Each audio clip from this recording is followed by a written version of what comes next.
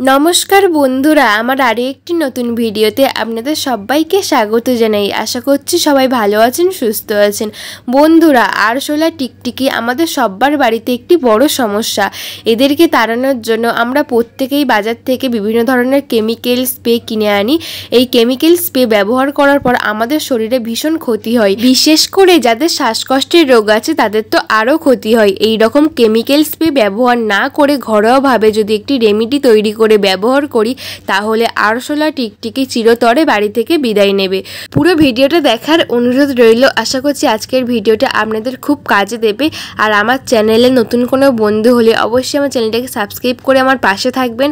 আর ভিডিওটি ভালো লাগলে লাইক কমেন্ট শেয়ার করে দেবেন, আর বন্ধু বান্ধব সকলের কাছে শেয়ার করে দেবেন যাতে সবার খুব কাজে আসে। চলুন তাহলে ভিডিওটি শুরু করা যাক। প্রথমে একটা পাত্রের মধ্যে নিয়েছি পেঁয়াজ। পেঁয়াজটাকে আমি ছাড়িয়ে নেব। পেঁয়াজটাকে ছাড়ানোর পর পেঁয়াজের খোসাটা কিন্তু ফেলে দেব না, কারণ পেঁয়াজের খোসার উগ্র গন্ধর কারণে কিন্তু বিভিন্ন রকমের বিষাক্ত পোকামাকড়ও কিন্তু বাড়ি থেকে বিদায় নেয়। সেই কারণে কিন্তু পেঁয়াজের খোসা কখনোই ফেলে দেব না। পেঁয়াজের খোসার কিন্তু অনেক গুণাগুণ আমরা অনেকেই জানি। তো দেখুন, পেঁয়াজটা কেটে নিয়ে আমি এইভাবে পেঁয়াজের খোসাটাকে ছাড়িয়ে নিচ্ছি। পেঁয়াজের খোসাটা ফেলবো না, অন্য কাজে লাগাবো। এরপর একটা পাত্রের মধ্যে নিয়ে নেব গ্রেটার।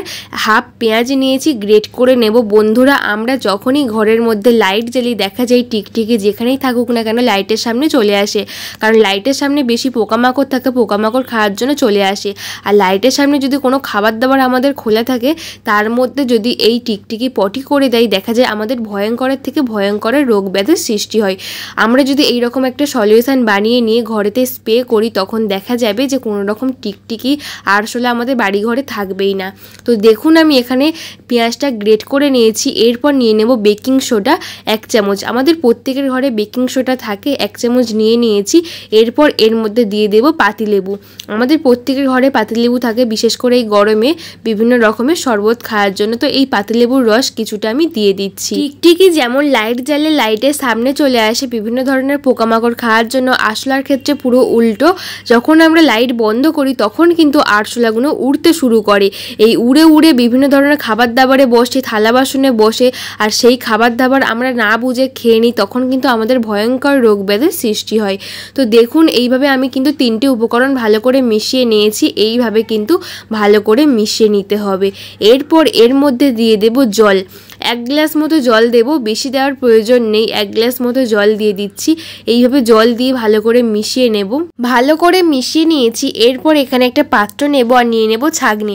ছাঁকনির মধ্যে এটাকে ভালো করে ছেঁকে নেব। ছেঁকে নিলে কি হবে, স্প্রের বোতলে যখন দেব স্প্রের বোতলে আর আটকাবে না, সেই কারণে কিন্তু ভালো করে ছেঁকে নিচ্ছি। এরপর একটা স্প্রের বোতলে ভরে নেব। দেখুন, আমার এই সলিউশনটা কিন্তু একদম তৈরি হয়ে গেছে। এরপরে একটা স্প্রের বোতলে এইভাবে ভরে নিচ্ছি। আমাদের বাড়িতে যেখানে টিকটিকি আরশোলার উৎপাত বেশি সেখানে কিন্তু এটাকে স্প্রে করতে হবে। বিশেষ করে আমাদের ঘরে যে শোকেসের নিচে, আলমারির নিচে এখানে অন্ধকার থাকে, এখানে কিন্তু আরশোলা টিকটিকির উৎপাতটা একটু বেশি হয় পোকামাকড় খাওয়ার জন্য। তো সেই কারণে কিন্তু এখানে এইভাবে স্প্রে করে দেব আলমারির নিচে, এমনকি আমাদের শোকেসের নিচে। আমরা প্রত্যেকেই গ্যাস ওভেনে রান্না করি। গ্যাস ওভেনে রান্না করার সময় গ্যাস ওভেনের পিছন দিকে কিন্তু খাবার দাবার ছিটকে পড়ে। আমরা কিন্তু উপরটা মুছলে ভিতরটা ভালো করে মুছি না, তখন কিন্তু এর আশেপাশে আরশোলা ঘুরতে দেখা যায়। বিশেষ করে ছোট ছোট আরশোলার বাচ্চাকে দেখা যায়।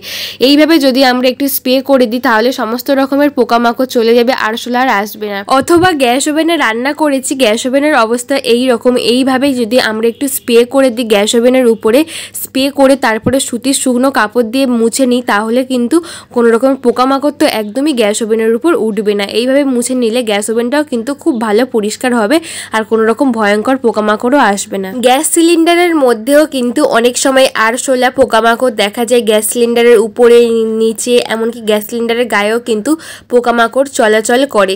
এখানেও আপনারা একটু স্প্রে করে দিতে পারেন। তো দেখবেন একদমই কিন্তু কোনো রকম পোকামাকড় এইভাবে গ্যাস সিলিন্ডারের উপরে আসবে না। অথবা ফ্রিজের পিছনে, এমনকি এইরকম দরজার কাছে, এমনকি ঘরের পর্দার উপরে, বিশেষ করে যেখানে লাইট সেখানেও কিন্তু টিকটিকির আনাগোনা দেখা যায়। এইসব জায়গায় স্প্রে করে দিতে হবে, তাহলেই কিন্তু আর কখনোই কখনোই টিকটিকি আরশোলা আসবে না।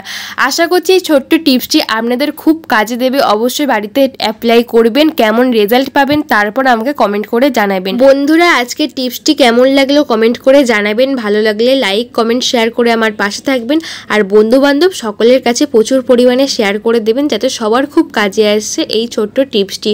তো বন্ধুরা আমার চ্যানেলে নতুন কোনো বন্ধু হলে অবশ্যই আমার চ্যানেলটাকে সাবস্ক্রাইব করে পাশে থাকা বেল বাটনটা প্রেস করে দেবেন যাতে এই রকম নিত্য নতুন ভিডিও ছাড়ার সঙ্গে সঙ্গে নোটিফিকেশন সবার আগে আপনাদের কাছে পৌঁছায়।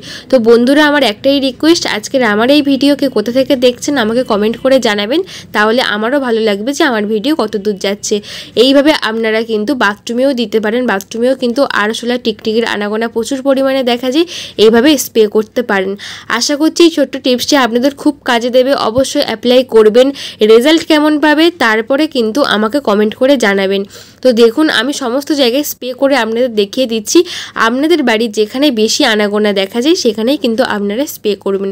একবার স্প্রে করলে বাড়ির আশেপাশেও কিন্তু কোনো রকম টিকটিকি আরশোলা আসবে না। তো ধন্যবাদ সবাইকে, টাটা।